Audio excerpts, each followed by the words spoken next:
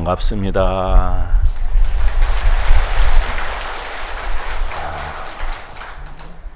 삼복더위에 다들 건강하시죠? 예. 관음제일 법회하고는 참으로 오래간만에 인연인 것 같습니다. 그래서 여러 불자님들과 오늘 이 인연이 참으로 기쁘고 또 소중한 인연인 것 같습니다. 요즘 그 언론에서 보면은 뭐 100년 만에 더위다 뭐 이런 이야기도 하고 상당히 좀 무더위가 심한 것 같습니다. 그러나 우리가 덥다고 해야 할 일을 안 하고 춥다고 안 하고 그러다 보면은 할 수 있는 일들이 많이 주는 것 같아요. 그렇죠? 예, 그래서 우리 불자님들께서는 이렇게 무더운 날임에도 불구하고 이렇게 많은 분들이 오셔서 이렇게 부처님 전에 예경도 하고 기도도 하고 또 법문도 듣고 이렇게 소중한 시간들을 가지시는 것 같습니다. 이게 숙세에 선근이 많고 지혜로워서 가능한 일이다 이렇게 생각이 듭니다. 그래서 저는 이렇게 덥고 춥고 이런 때일수록 우리가 그러한 조건들을 이길 수 있는 그러한 힘을 키우는 일이 대단히 중요하다 이렇게 생각을 합니다. 그래서 흔히 건강이 좋은 사람들은 보면은 더워도 별 상관이 없고 추워도 상관이 없는데 조금 그렇지 못한 사람은 더우면 더위 먹어서 힘들고 추우면 또 추위 때문에 여러 가지 곤란한 일들이 많이 생기는 것 같습니다. 그래서 그런 여러 가지 조건으로부터 자유로울 수 있는 사람, 이런 사람을 원력보살이라고 했으면 좋겠다 이렇게 생각을 합니다. 그래서 우리가 어떠한 조건에서도 그 조건을 가장 무량한 공덕을 쌓는 일에 잘 쓸 수 있는 사람, 이런 사람이 이 시대의 원력보살이 아닌가 이렇게 생각을 합니다. 그래서 우리가 이 시대의 원력보살이 되고 우리도 부처님처럼 그렇게 되려면은 어떻게 해야 되느냐. 다들 엄청 열심히 하시는데 혹시라도 우리가 보살님처럼 부처님처럼 그렇게 되면은 구체적으로 우리는 어떤 능력을 얻을 수 있느냐. 그 능력을 가지고 우리는 내 삶에 어떤 변화를 줄 수 있느냐. 이런 부분에 대해서 연구 좀 많이 하셨습니까? 이제 그 부분을 이제 연구를 해야 되는데, 그래서 그게 이제 그림으로 쫙 그려져야 우리가 이런 설법전 같은 이런 건물을 진다고 했을 때 일단 도면이 있어야 되죠. 그리고 그 도면대로 자재를 준비를 해야 되고, 자재만 있어가지고 또 안 되죠. 일을 잘 할 수 있는 사람을 구해가지고 그렇게 일을 해야만 건물이 나오는 것처럼 우리가 원력보살이 되고 성불해서 부처님처럼 되는 그런 일도 그런 세밀한 준비 과정이 굉장히 필요한 것 같습니다. 그래서 오늘은 우리가 원력보살처럼 그렇게 삶을 살기 위해서는 어떠한 노력을 해서 어떠한 결과를 만들어내야만 하는가 하는 부분에서 한 3가지 정도 이런 부분들을 좀 함께 고민해 봤으면 합니다. 그래서 우리가 보살지에 올랐거나 또는 부처님이 됐을 때 범부들이 갖지 못한 여러 가지 능력이 있는데요. 그 능력이 여러 가지 몸을 놔두어서 내가 하고자 하는, 도움을 주고자 하는 그런 이들에게 구체적으로 도움을 줄 수 있는 모습, 그 모습을 이제 법화경의 관세음보살 복문품에서는 32응신이라 이렇게 얘기를 하죠. 그래서 비구의 몸으로 제도할 중생이 있으면 비구의 몸으로 제도를 하고, 비구니의 몸으로 제도할 중생이 있으면 비구니의 몸으로 하고, 성문의 몸으로 제도할 중생이 있으면 성문의 몸으로 하고, 이렇게 32가지 특징적인 모습으로 그 몸을 나타서 중생을 제도하는 이런 말씀이 자세하게 설명되어 있습니다. 근데 관세음보살만이 아니고 묘음보살이라든지 많은 보살님들이 마찬가지입니다. 여러 보살님들께서는 오랜 수행들을 통해서 능히 그러한 상황에 맞춰서 모든 역할을 할 수 있는 그런 준비를 다 하셨다. 그래서 그건 이제 구체적으로 모습을 보여가면서 제도할 중생을 제도하는 그런 능력이라고 한다면은, 이제 두 번째는 부처님이 구족하신 10가지 힘, 또는 보살이 구족한 10가지 힘, 이걸 보고 이제 보통 심력 이렇게 얘기를 합니다. 그래서 부처님께서 갖춘 10가지 힘을 살펴보면은 첫 번째가 이제 처, 비처, 지력 이렇게 얘기를 합니다. 이 도리에 맞는 것, 도리에 맞지 않는 것, 이걸 분명하게 변별하는 힘, 이렇게 보시면 되겠습니다. 그래서 우리가 이게 맞다, 틀리다 하는 것을 정확히 보는 일은 굉장히 중요하겠죠. 그래서 정말 이건 확실히 내가 어떠한 어려움이 있어도 해야 될 일이다 생각하면은 열심히 할 수가 있는데, 그런 힘이 부족하게 되면 시작은 해도 결실은 보기 어려운 그런 경우들이 이제 많은 것 같습니다.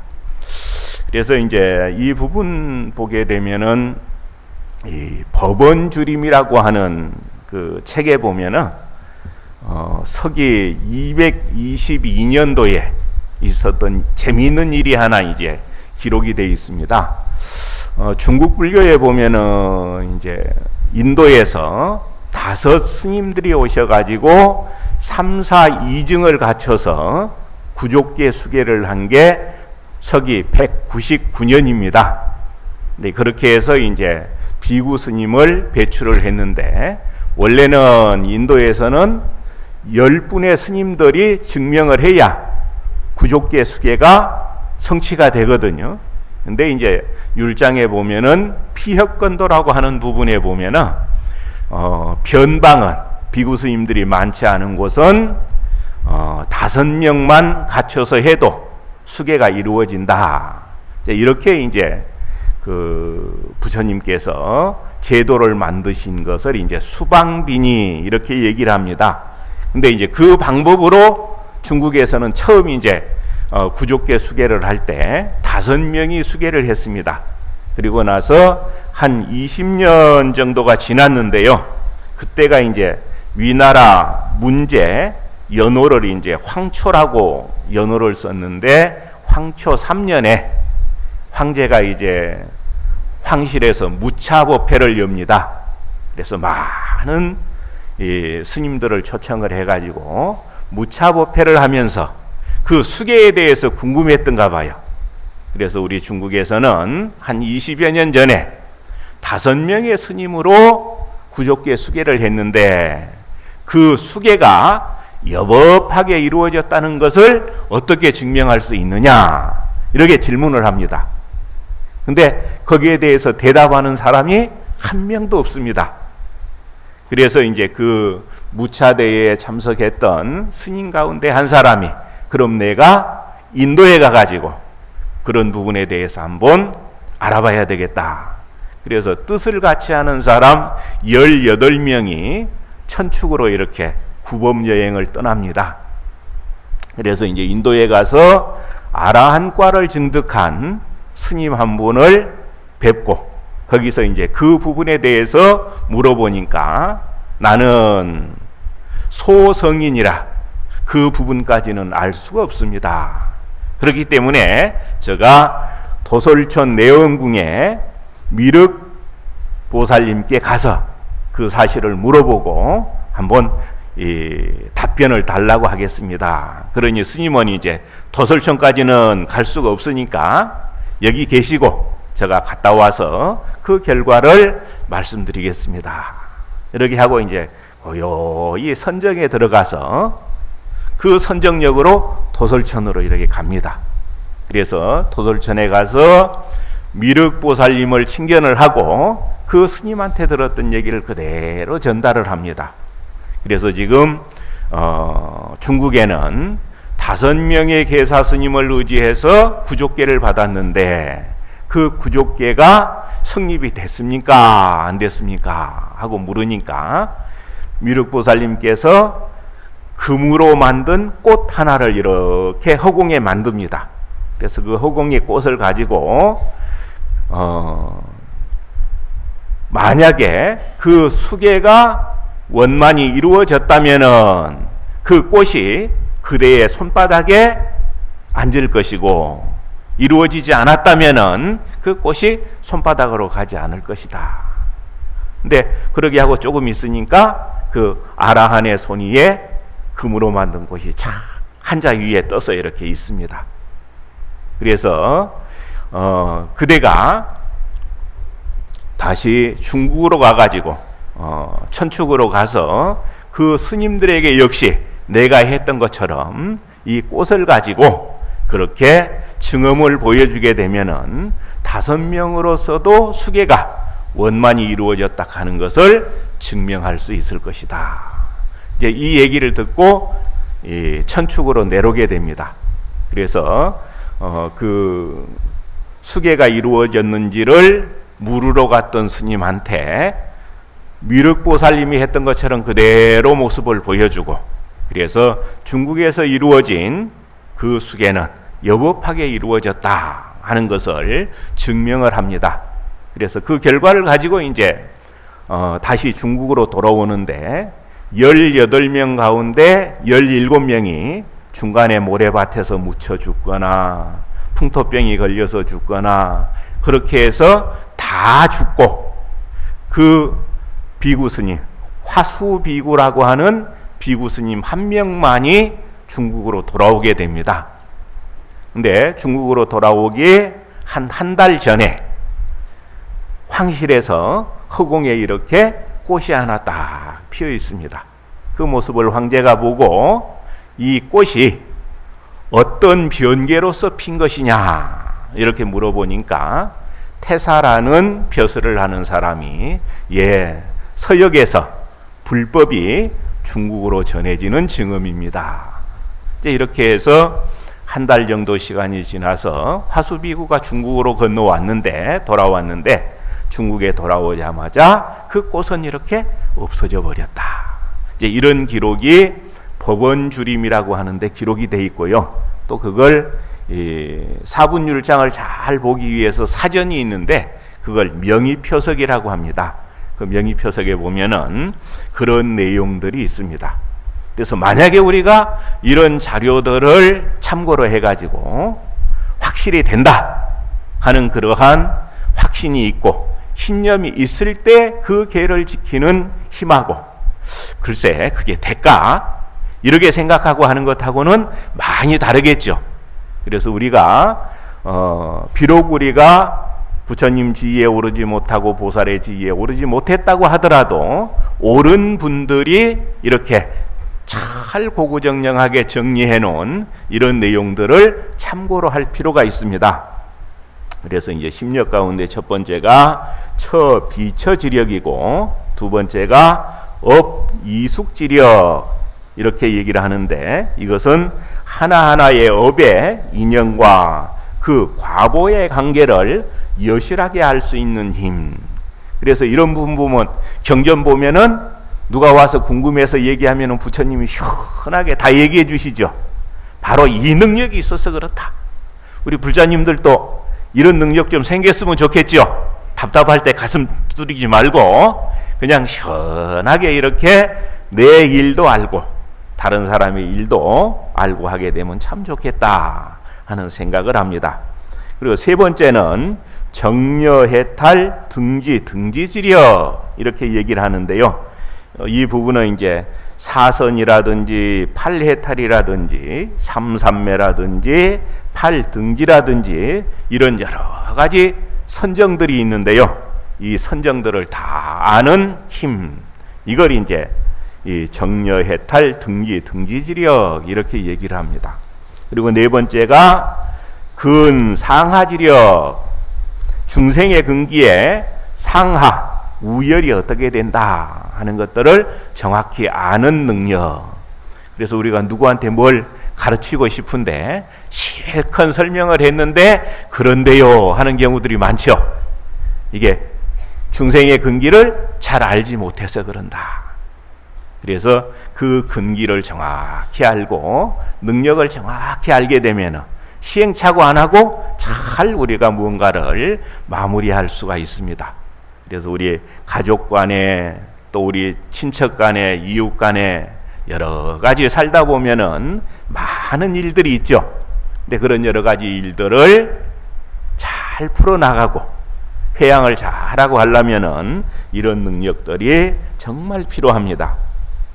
그리고 다섯 번째가 종종 승해지려, 중생의 여러 가지 희망, 원하는 바를 잘 아는 힘. 여섯 번째가 종종 계지려, 이 부분은 이제 중생이나 보는 법의 본성을 아는 힘. 일곱 번째가 변치 행지려, 중생이 여러 곳 육도라든지 십법계로 향하여 가는 것을 아는 힘.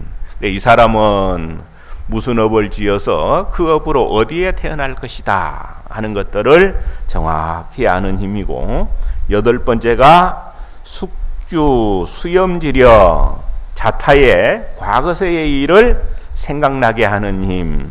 아홉 번째가 사생지려, 중생이 죽어서 어느 곳에 태어나는지를 아는 힘.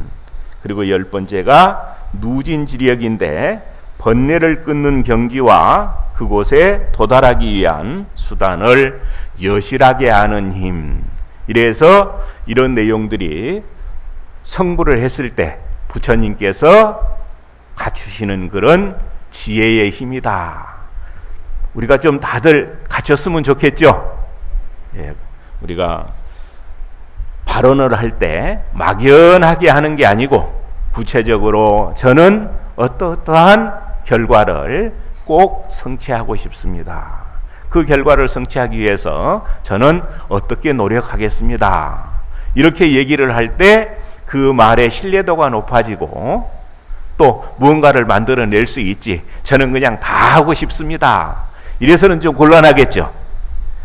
그래서 이제 우리가 지혜로워져야 되고 모든 일을 다 여실하게 봐야 되고 이게 힘이 돼서 할 수 있는 일들이 많아지는 것 같습니다. 그리고 이제 네 가지 두려울 바 없는 힘, 또 이런 것을 이제 이 보살이나 부처님은 갖추게 되는데요. 그래서 부처님께서 갖추는 네 가지 무소예, 이건 이제 정등강무예, 루영진무예, 설장법무예, 설출도무예, 이렇게 네 가지의 무예가 있고요. 그리고 보살이 갖추는 네 가지 무예 같은 경우는 능지무예, 지근무예, 결의무예, 답보무예, 이렇게 이제 또 네 가지 무예가 있습니다. 이런 부분들은 잘 터득을 해놓게 되면은 내가 하는 일에 대해서 그 누가 어떤 시비를 하더라도 그 시비 때문에 마음이 흔들리지 않는 이러한 결과들을 우리가 가질 수가 있습니다. 그래서 우리가 발심을 해서 열심히 수행을 했을 때, 그럴 때 갖추게 되는 여러 가지 능력 가운데 모습을 통해서 갖출 수 있는 능력, 이거 이제 32응신이라 그랬죠. 그리고 또 32상이라든지 80종호라든지 이런 여러 가지 수승한 모습, 남들이 보고 존경하고 찬탄하고 공경할 만한 그런 모습들을 갖추는 것, 이런 것들도 이제 우리가 모습으로서 교화에 필요한 여러 가지 일들을 구족하는 일들이 된다. 이렇게 보시면 되겠습니다. 그러면은 지금 좋기는 좋은데 그걸 어느 세월에 해요? 또 이렇게 생각하시는 분이 있겠죠. 부처님이나 가능하지, 또 여러 보살님이나 가능하지, 우리가 어떻게 그걸 하겠습니까? 이렇게 생각하는 분 안 계십니까? 그래서 이제 사실은 그 경험이 적을수록 우리가 실질적으로 할 수 있는 이런 일들을 이제 좀 열심히 해서 하나가 되는 걸로 봐서는 100개, 1000개도 되겠다 하는 이런 그 확신을 갖는 일이 중요한 것 같아요. 그래서 우리가 바닷물을 이렇게 볼 때, 맛을 볼 때 다 마셔야만 바닷물에 대해서 아는 게 아니죠. 하나 딱 찍어 먹어봐도 바닷물은 짜구나 알 수 있잖아요. 그래서 우리가 이러한 여러 가지 능력을 얻는 일에 대해서 신심을 낼 수 있으려면 우선은 내가 할 수 있는 가장 구체적인 쉬운 방법으로 한번 접근해 보는 것도 방법이 되겠다, 이렇게 생각을 합니다. 그래서 이제 제가 조금 실천해 보는 부분은 너무 사소한 일이라 웃으실지 모르겠어요. 근데 첫 번째는 누군가는 꼭 해야 되는데 귀찮아서 안 하거나 누가 또 비웃을까 봐서 안 하거나 그런 일들 찾아보니까 많은 것 같아요. 그래서 그런 일들을 하나하나 이렇게 찾아서 그렇게 하다 보니까 정말 재미있는 많은 일들을 할 수 있는 것 같습니다. 그래서 남들이 누군가는 했으면 좋겠다 싶은 일들, 근데 여러 가지 사정으로 못하고 있는 것들, 그래서 인기 없는 것일수록 좋습니다. 그런 면에서는 인기 있고 많은 분들이 하려고 하는 것들은 내가 안 해도 다 될 테니까, 그래서 정말 그렇지 않은 부분들을 이렇게 좀 골라가지고 꾸준히 남들이 바보라고 하든 칭찬을 하든 지나치게 그거 마음 두지 말고 이렇게 실천하는 그런 모습으로 하다 보면은 정말 의외의 결과들이 만들어지는 것 같습니다. 그리고 두 번째는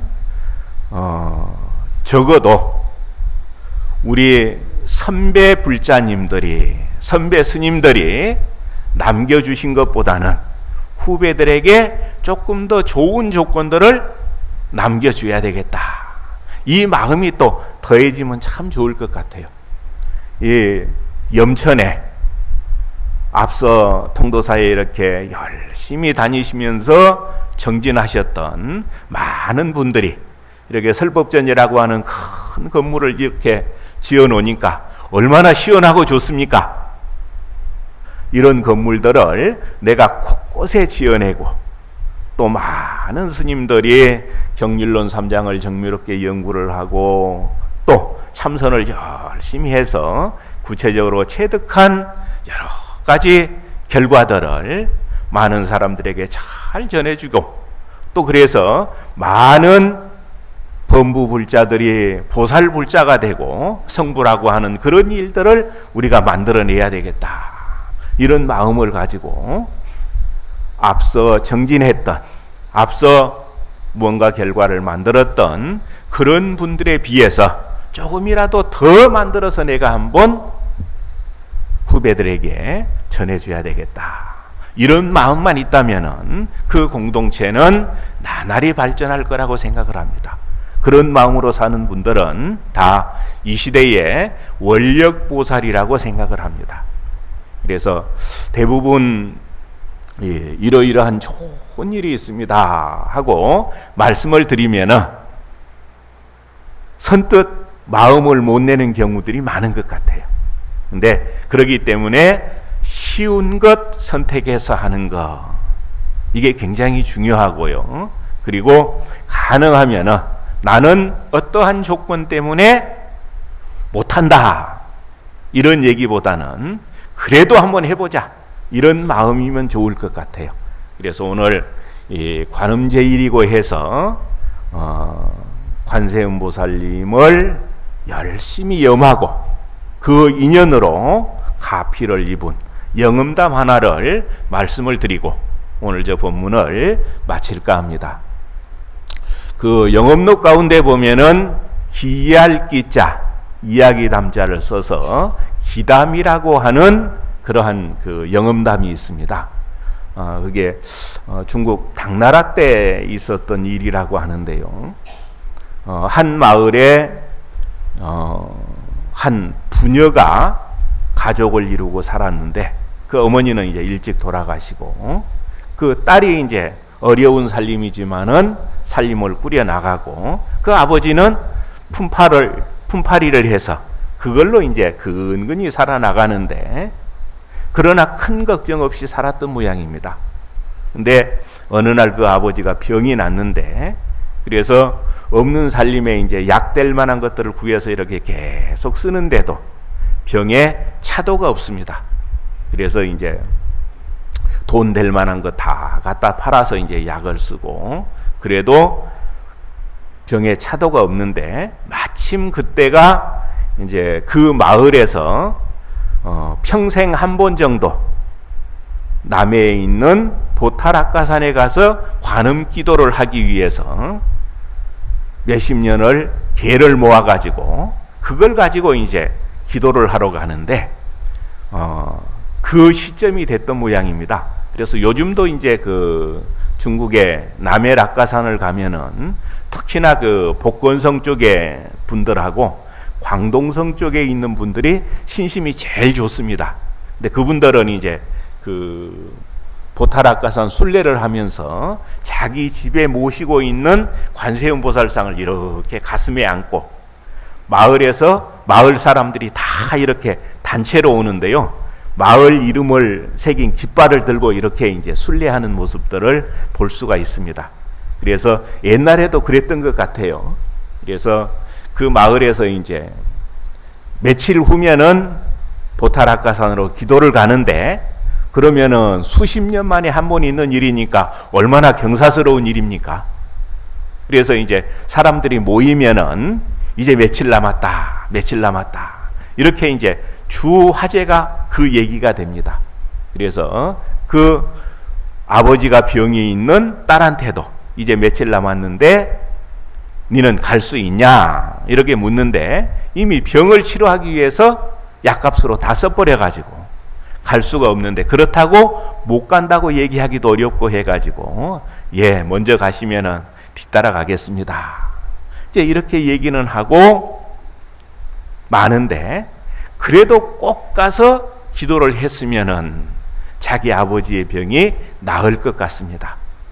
그래서 곰곰이 맨날 며칠을 생각하다가 내린 결론이 내가 아버지를 떠나버리면은 병든 아버지 간호를 못하니까 도저히 안 되고 그래서 방법을 하나 찾은 것이 우리 사는 집에서 보타락가산까지는 거리가 얼마나 된다더라.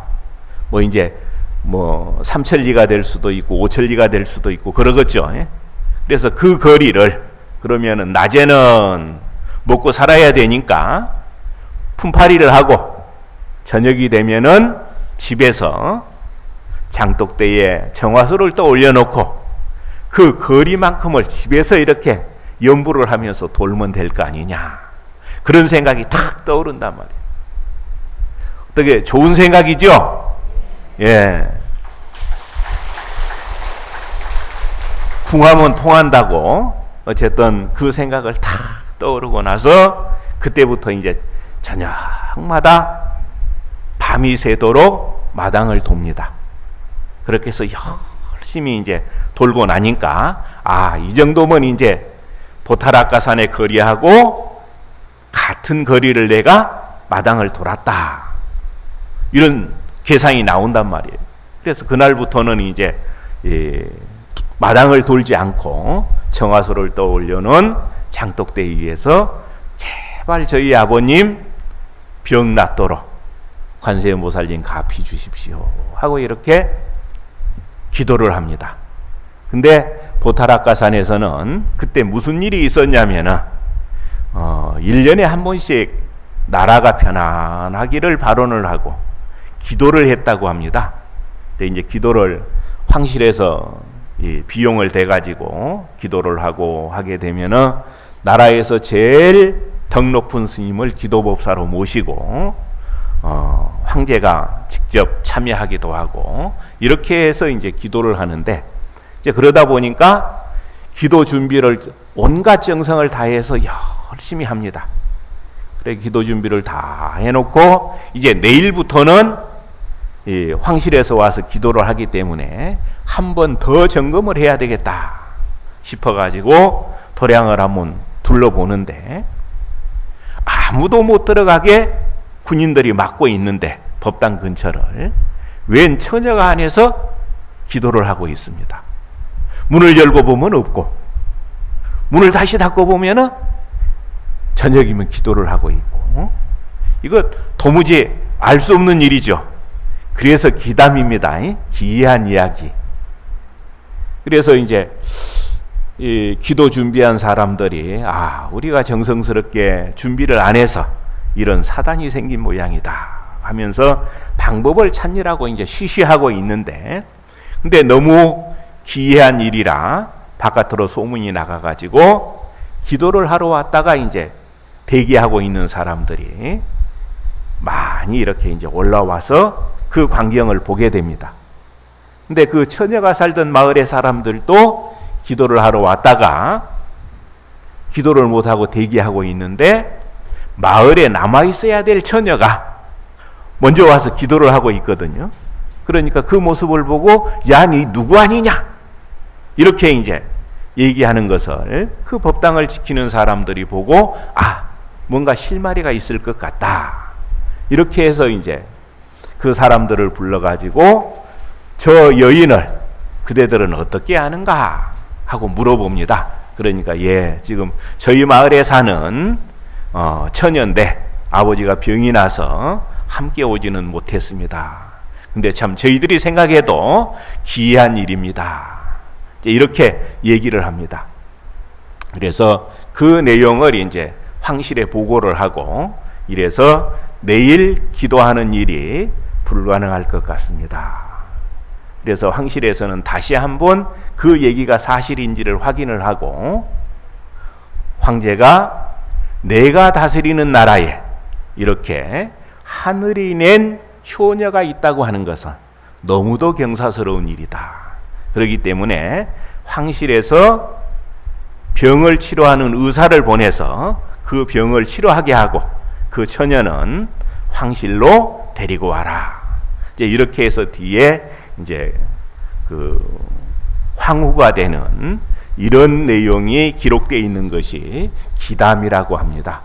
그래서 여기서 이제 저는 뭘 말씀드리고 싶냐면은 우리가 이러저러한 조건 때문에 나는 못해.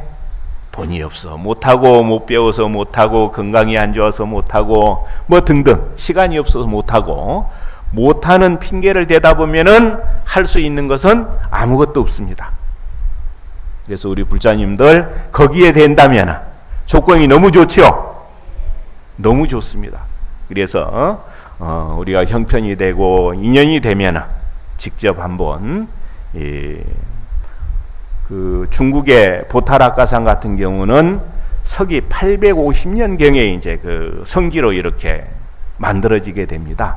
근데 우리 한국에도 보타라카산이 있죠. 저 강원도 양양에 가면은 낙산사와 홍련암이 그러한 장소입니다. 그래서 세계 3대 포타라 가운데 하나가 바로 홍련암입니다. 그래서 홍련암도 친견을 하고 기도도 하고 또 이 남해 보타라카산도 이렇게 가서 또 기도도 하고 또 그런 방법도 있겠습니다만은 그렇게 멀리 가지 않더라도 우리가 현재 부처님 정골사리를 모신 통도사와 같은 부처님 인연이 많은 이런 도량에서 열심히 기도하게 되면 어렵지 않게 불보살님의 가피를 잇고 관세음보살님의 가피를 잇고 그렇게 해서 우리는 정말 부처님의 가피 속에서, 여러 보살님의 가피 속에서 함께하고 있다 하는 이런 신심들이 100배나 늘어날 거라고 그렇게 생각을 합니다. 그래서 우리가 현재 부처님 열반에 드신 지가 2560년이 지났습니다마는 부처님께서는 늘 우리와 함께 하고 계십니다. 지금 이 순간도 우리와 함께 하고 계시고, 또 우리의 수행을 도와주고 여러 가지 보살도 실천을 잘 마무리할 수 있도록 도와주시는 역할을 잘 해주시는 분이 바로 부처님이고 보살님이다, 이렇게 생각하시고 그분들의 가피 속에서 이 시대 원력보살로서의 그런 역할들을 잘 성취하시기를 간절히 발언드립니다. 성불하십시오. 나무 영산불명